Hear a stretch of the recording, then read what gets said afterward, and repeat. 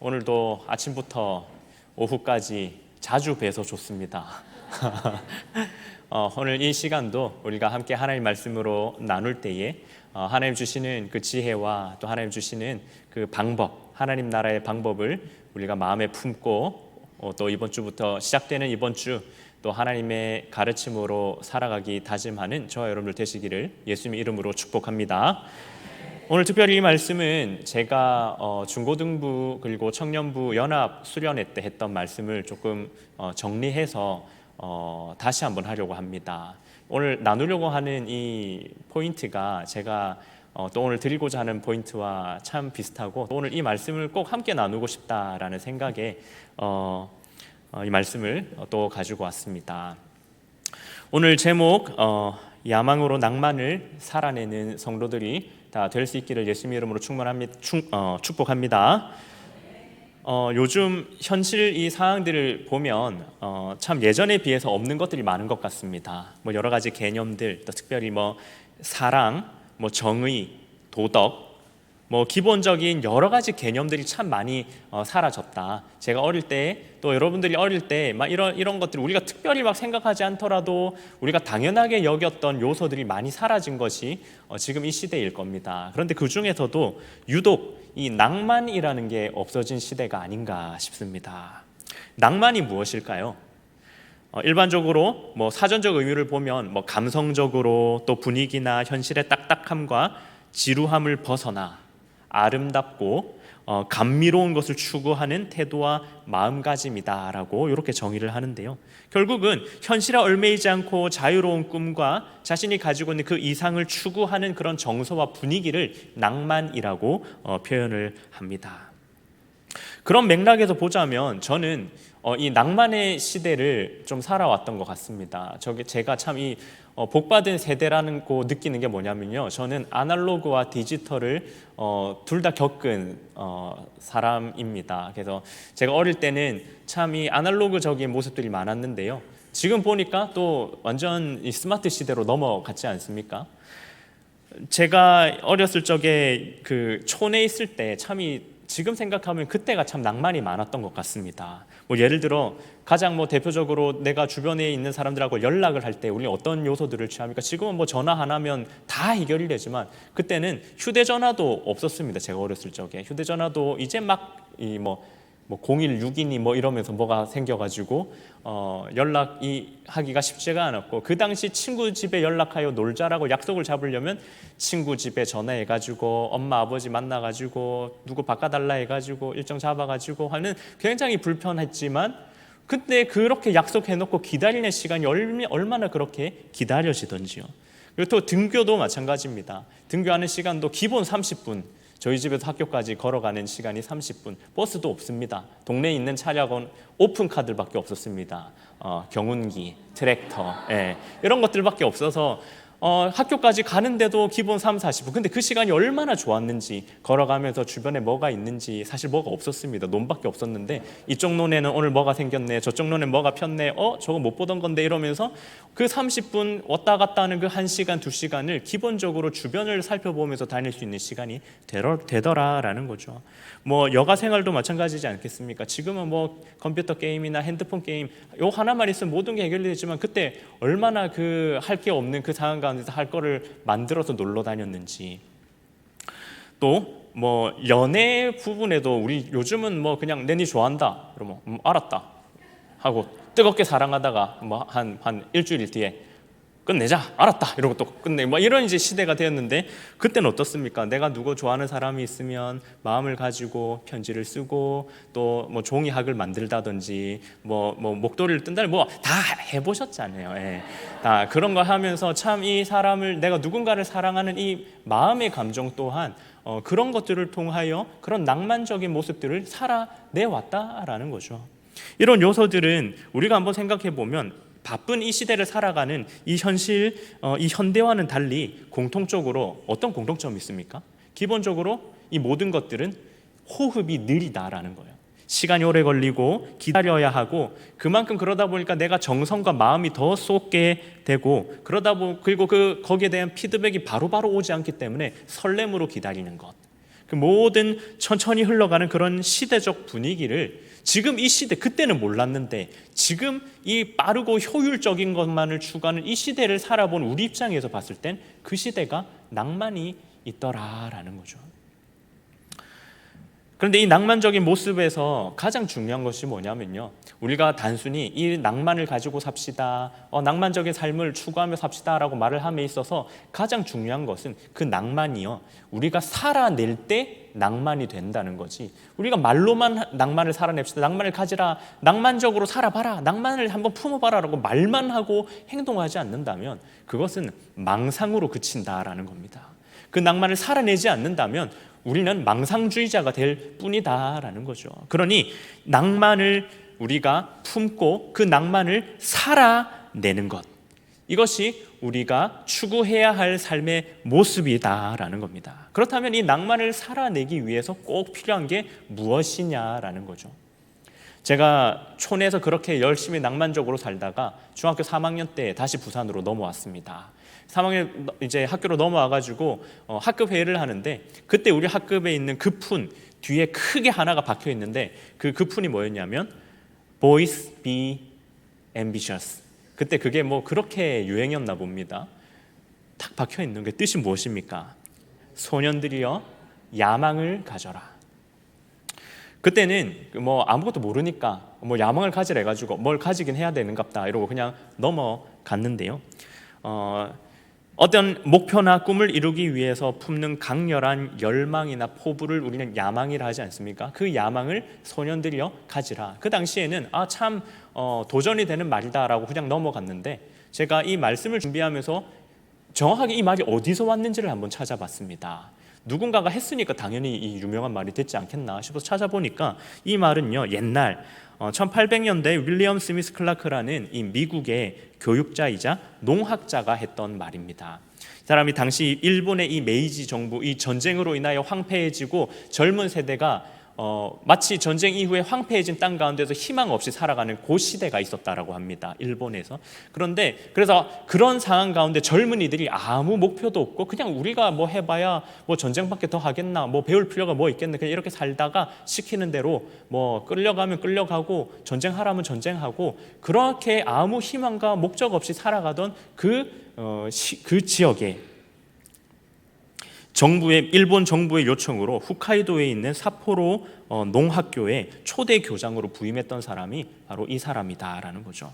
이는 단 8개월밖에 그 학교에 머물지 않았지만 거기서 그 학생들에게 교훈을 세우고 그 교훈을 가지고 아이들에게 가르쳤다. 근데 그 핵심적인 그 교훈이 무엇이었냐? 그게 바로 Boys be ambitious. 근데 놀랍게도 이분이 신학자셨죠. 그래서 이들에게 성경을 가지고 Boys be ambitious, 너희가 왜 이렇게 다 내려놓고 있느냐, 성경을 배우고 성경에서 말하고 있는 그 야망, 이 야망을 너희가 품으라 라고 말을 했던 게 Boys be ambitious. 그리고 그 1800년대 그 일본에서 희망 없고 꿈 없이 살아가는 청년들에게 했던 그 이 한마디가 지금 200년이 지나는 시간을 넘고 물 건너 강 건너 이 부산 땅 대천중학교에 있는 이 촌뜨기한테까지 전달되는 그 일이 일어났다라는 거죠. 야망을 가져라. 그 야망을 가져라는 그 한마디에 그 농학교에 있는 학생들이 새 꿈을 품고, 그리고 그 야망을 품고 자기의 조국, 나라를 바꾸기 위하여 열심으로 살아냈다라는 것이 배경이 되는 이 말, Boys be ambitious. 이것을 아니까 더 마음이 뜨거워지는 거죠. 그러니 우리가 낭만을 살아내기 위해서 꼭 필요한 것은 바로 야망이며, 이 야망을 가진 자가 낭만을 살아냄으로써 그 주변들과 그 지역과 이것을 보는 모든 사람들로 하여금 그 가슴에 또 새로운 불을 지핀다라는 이 이야기가 바로 오늘 우리가 함께 나누고자 하는 이 본문에서 동일하게 등장하고 있기 때문에 이 말씀을 나누고 싶었던 것이죠. 오늘 이 요한복음 13장의 배경을 한번 보면요, 예수님께서 이제 십자가를 지시기 전에 마지막 제자들과 마지막 만찬을 하는 장면에서 나온 일입니다. 이 만찬은 6월절 기간에 이루어졌고 이제 예수님은 곧 이 제자들과 이별해야 된다라는 것을 아시는 상황에서 오늘 이 얘기가 나오고 있다라는 거죠. 그리고 그 예수님과 제자들이 최후의 만찬을 하고 있었던 그 시기의 배경을 한번 보면요, 이 유대 사회가 로마 제국하에서 엄격하게 신분과 또 여러 가지 질서와 지위, 계급 간의 장벽, 그 가운데서 살아가고 있었던 것이 바로 이 유대 사람들이었습니다. 그러니까 우리는 지금 뭐 사랑하자라는 말이 쉽게 나오잖아요. 그런데 이 당시에 이 사랑이라는 개념 자체가 생소했던 시대라라는 거죠. 계급과 질서, 그리고 사랑이라는 개념 자체가 굉장히 생소한 그 상황에서 예수님께서 뭐라고 말씀하시고자 하냐면 그 사랑, 생소한 사랑을 해라라고 말하고 있는 것이 바로 오늘 본문이다라는 거죠. 바로 이러한 상황에서 사랑이 도저히 나올 수 없고, 사랑이라는 이 단어 자체가 입 밖으로 나오지 않는 그 시대 가운데에서 결코 나오기 힘든 그 상황 가운데에서 사랑하라라는 이 마을, 이 말씀, 이것이 굉장히 도전적인 말씀으로 다가오는 게 이 요한복음 13장의 말씀이다라는 겁니다. 또 여기서 특별한 것이 무엇이냐면요, 하나님 예수님께서 우리에게 가르침을 주실 때 이 사랑을요, 새 계명이라는 단어로 우리에게 제시하고 있다라는 겁니다. 근데 우리가 서로를 사랑하라라는 말은 우리가 사실 들어봤지 않습니까? 이 요한복음에 들어서서 너희를 사랑하라, 서로를 사랑하라라고 말하는데 왜 유독 이 요한복음 13장에 서로를 사랑하라라는 단어가 더 새롭게 들리냐라는 겁니다. 왜냐하면 이전에 이 레위기 19장 18절에 있는 내 이웃을 사랑하라라고 할 때는 어떻게 사랑하랍니까? 내 이웃을 사랑하되 네 몸과 같이 네 이웃을 사랑하라. 너의 몸과 같이, 내 몸과 같이 누군가를 사랑하라라는 말을 통하여 그 당시에 없었던 그 사랑의 문화 가운데 하나를 제시하셨죠. 내가 내 몸을 아끼는 것처럼 내 이웃을 사랑하는 것. 근데 여기는 한계가 있습니다. 어떤 한계가 있을까요? 내 몸을 아끼듯이 내 이웃을 사랑하게 된다면, 그것에 만약에 내 목숨이 걸리게 된다면 어떻게 될까요? 내 몸과 같이 사랑하라 했는데 내 몸을 죽이면서까지 내 이웃을 사랑할 수가 없게 되는 거죠. 내 몸을 아끼듯이 내 이웃을 사랑해야 되기 때문에. 그런데 오늘 요한복음 13장에서 우리에게 제시하고 있는 이 사랑, 특별히 이것을 새 계명이다라고 규정하는 이유가 뭐냐면요, 너희는 서로 사랑하라. 어떻게? 내가 너희를 사랑하듯이 너희가 서로 사랑하라. 그런데 그 예수님이 어떻게 우리를 사랑하셨습니까? 십자가의 죽으심으로. 내 몸을 아끼는 것처럼 내 이웃을 사랑하는 것이 아니라 자기의 몸을 희생하면서까지, 내 목숨을 버리면서까지 사랑하라. 이제 사랑의 개념을 완성시키는 단계로 넘어가는 거죠. 이것을 오늘 이 요한복음 13장에서는 새로운 계명으로 우리에게 주고, 이 계명을 살아낼 것을 이 제자들에게 말하고 있는 것이다라는 거죠.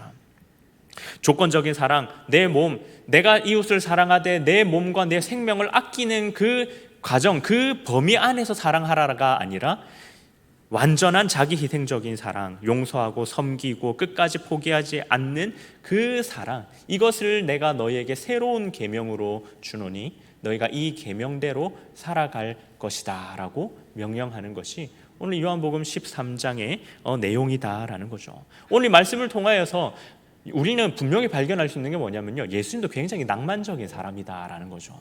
예수님이 품었던 낭만이다라는 게 있다는 겁니다. 예수님께서 품었던 그 낭만을 저는 크게 네 가지로 봅니다. 첫 번째가 뭐냐면요, 바로 예수님께서 예루살렘을 입성하셨다는 데 있습니다. 예수님이 예루살렘을 입성하셨을 때 왜 예루살렘으로 입성하셨을까요? 우리 뭐 잘 알지 않습니까? 그 예루살렘에서 어떤 일이 있습니까? 십자가 사건이 있지 않습니까? 그렇다면 문제는 예수님이 그 십자가 사건이 있음을 몰랐냐라는 데 있습니다. 예수님이 아셨을까요? 몰랐을까요?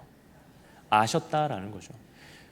내가 지금 저 예루살렘 성읍으로 들어가게 되면 저기서 재판이 있고 나를 팔아넘기는 자가 있을 것이며 내가 십자가에 못 박혀 죽게 될 것이다 라는 사실을 예수님은 아셨다라는 데 있습니다. 그걸 알면서도 내가 저기로 들어가는 것,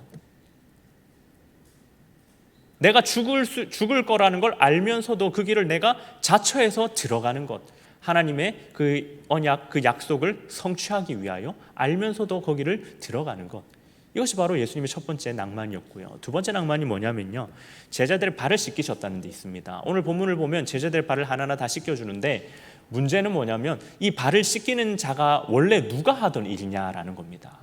그 당시에는 노예 제도가 있었기 때문에 노예 종들이 주인이 들어오게 되면 무릎을 꿇고 그 발을 다 씻겨 닦아주는 것, 그것은 노예의 직분이다, 노예의 일이었다라는 거죠. 그런데 그 당시에 당연히 종들이 해야 할 일들을 내가 섬기는 내 주께서 엎드려서 그 발을 씻겨 주셨다. 단순히 한번 그런 모습으로 이벤트로 끝나는 것이 아니라 예수님께서 그 제자들의 발을 모두 다 씻겨 주실 때 무릎을 꿇어서 수건을 허리에 차시고 진짜 노예가 하듯이, 종이 하듯이 엎드려서 그 일을 예수님께서 담담히 감당하셨다라는 거죠.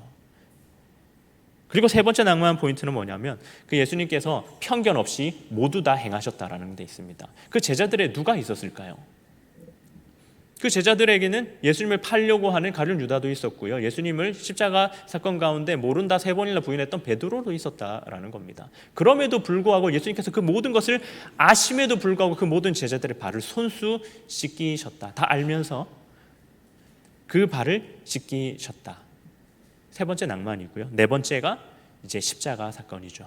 십자가 위에서 내가 십자가에 달린 이 상황 가운데서 내려올 수 있고, 그리고 나를 욕하고 아버지를 욕하는 저자들을 내려서 당장 저주할 수도 있음에도 불구하고 그 힘과 능력을 베풀 수 있고 발휘할 수 있는 예수님에도 불구하고 그 십자가 위에서 그렇게 돌아가셨다라는 거죠. 나에게 힘이 있고 능력이 있지만 그 힘과 능력을 사용하지 않는 겁니다. 무엇을 위해서요?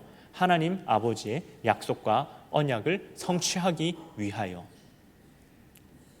낭만이다라는 거는 이 세상이 아무리 바쁘고 이 세상이 모두가 노라고 할 때 예스라고 말할 수 있는 것, 세상을 거슬러 가는 것, 그 모습을 보고 우리는 낭만적이다 하지 않습니까? 세상 가운데에서 누가 봐도 죽을 것 같고 괴롭고 참 이 세상을 저주해도 모자랄 것 같은 그런 인생을 살아가는 사람들을 보는데, 그 사람들이 거기서 이 세상을 오히려 축복하고 자기보다 더 불행한 자들을 위하여 더 기도해주고 더 붙들어주고 그렇게 살아가는 것, 그것을 보고 우리 세상 사람들은 어떻게 이 가운데에서 저렇게 반대로 살아갈 수 있느냐, 참 저 사람에게는 낭만이 있다라고 표현하지 않습니까? 마찬가지로 예수님께서는 다 알면서 죽으러 들어가셨고, 다 알면서 제자들을 붙들어 주셨고, 다 알면서 제자들 모두를 편견 없이 사랑하셨고, 그 제자들, 자기를 욕하는 사람들까지도 위하여 십자가 위에서 끝까지 죽으셨다. 이것이 바로 예수님이 품었던 낭만적인 모습이다라는 겁니다. 그렇다면 예수님께서 어떻게 이 낭만을 실제로 살아내셨을까요?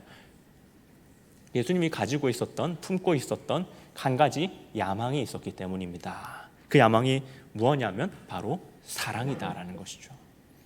예수님께서는 십자가를 앞둔 마지막 날 밤에 제자들에게 오늘 우리가 읽었던 이 말씀을 하십니다. 내가 너희에게 새 계명을 주노니 내가 너희를 사랑한 것 같이 너희도 서로 사랑하라. 단순한 권면이 아니라 하나님이 예수님께서 품으셨던 위대한 그 야망을 선언하신 거죠. 나의 야망은 이 사랑이라는 개념 자체가 없는 이 시대에 내가 이 사랑을 통하여 남들이 제시하는 어떤 군사적 메시아, 또 군사적으로 탁월한 리더십으로 내가 너희를 쿠데타를 일으켜서 이 땅 가운데서 이 로마를 물리치고 다 박살내고 너희가 원하는 것처럼 이 세상을 점령하는, 그게 아니라 사랑, 누구도 예상하지 못했고 모두가 경시 여기는 이 사랑을 통하여 내가 이 세상 가운데 하나님의 나라를 만들어 가겠다. 그 야망이 예수님한테 있었다라는 거죠. 그 사랑이라는 야망이 예수님을 알면서도 그 예루살렘으로 입성하게 만드신 거고, 그 사랑이라는 야망이 나를 배신할 걸 알면서도 그들을 모두를 편견 없이 사랑할 수 있게 만들 수 있었으며, 그 사랑이 십자가 위에서 죽을 수밖에 없지만 묵묵히 그 죽음을 담당할 수 있게 만든 바로 예수님께서 품었던 야망이다라는 겁니다.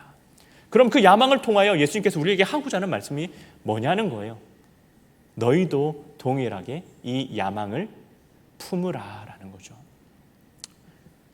예수님의 제자가 되는 그 야망을 우리가 품기를 예수님께서는 원하셨던 겁니다. 그래서 너희에게 새 계명을 너희에게 주노니 너희도 이와 같이 하라.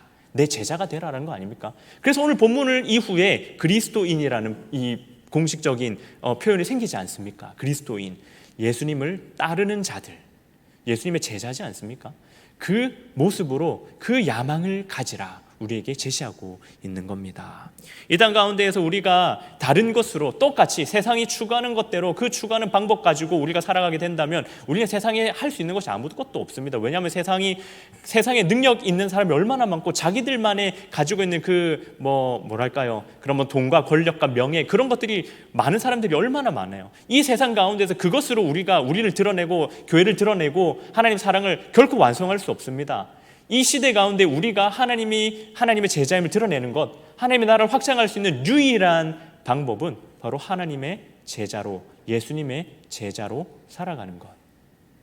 그것이 우리의 야망이 되어야 할 줄로 믿습니다.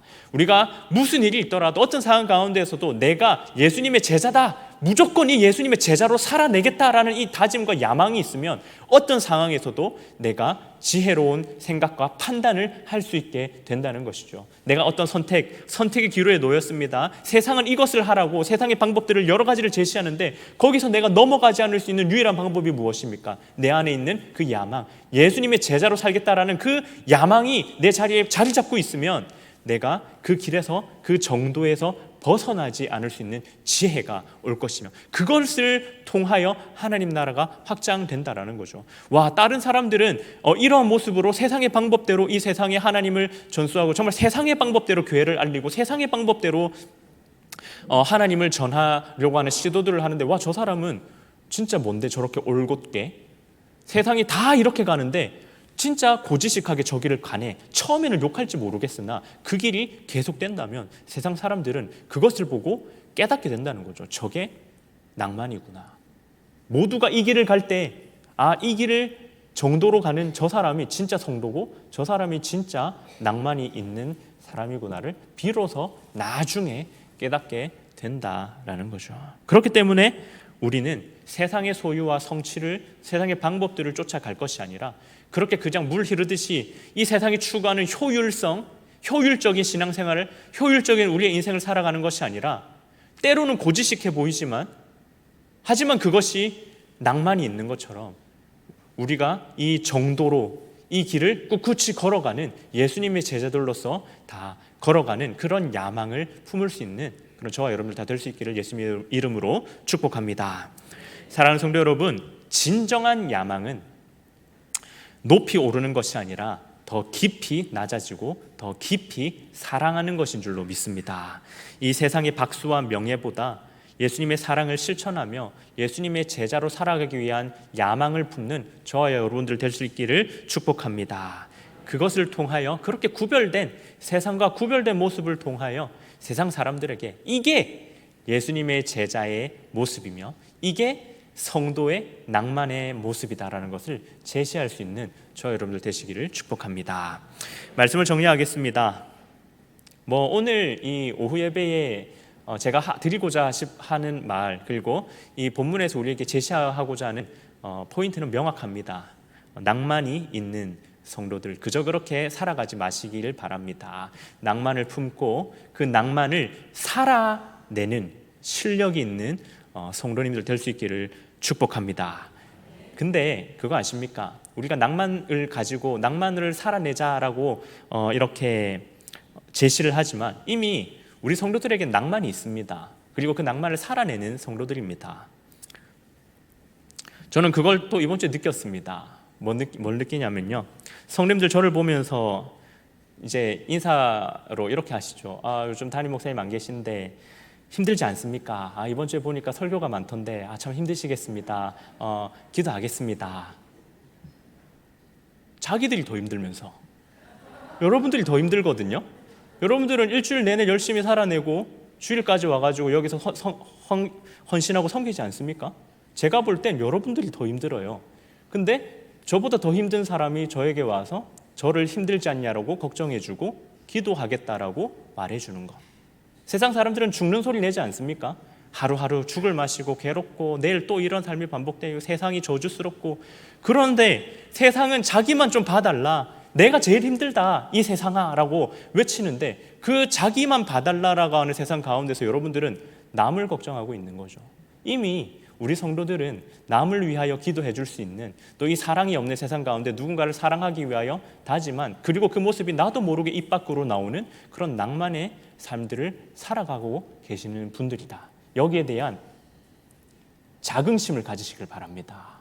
그리고 더 이러한 낭만의 요소들이 없는가 찾아보고 남들이 못할 때 내가 더 하겠다라는 그런 낭만을 또 추구하며 살아가는 여러분들 되시기를 축복합니다. 저는요, 사실 이번 주가요 좋았습니다. 여러분 그거 아십니까? 제 인생에 있어서 일주일 동안 설교를 가장 많이 했던 최고 기록이 일주일에 11번입니다.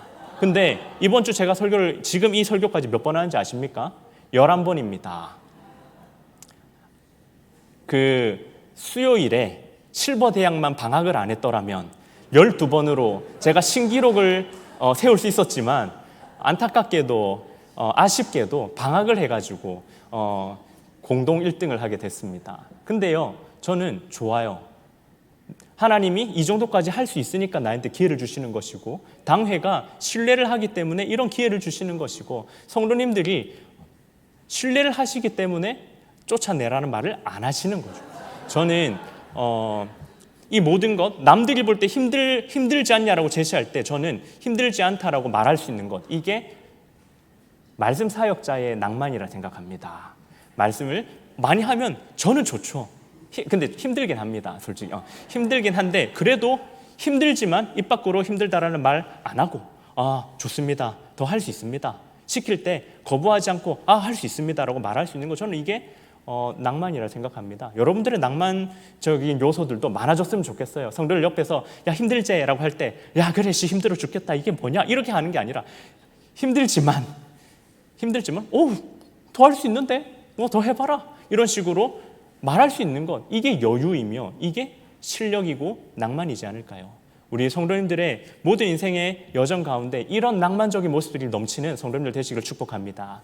성도 서로를 격려하며 힘들고 죽는 이야기가 오가는 것이 아니라 사랑과 격려의 말이 오가며, 세상 살아가는 데서도 야 니는 일주일 고생하고 또 일요일에 교회까지 가가지고 그렇게 고생하고 이렇게 출근하면 힘들지 않나 라고 했을 때 그렇게 말이다 하면 그거는 이제 불평이 되는 거죠. 하지만 거기서 난 거기 가면 오히려 더 힘나는데 재밌는데? 니도 한번 와봐라 라고 말할 수 있는 것, 이게 낭만이지 않을까요? 그런 낭만의 모습들을 살아가고 또 기대하고 그렇게 보여줄 수 있는 그런 진짜 실력이 충만한 우리 성도님들 다 될 수 있기를 예수님의 이름으로 축복합니다.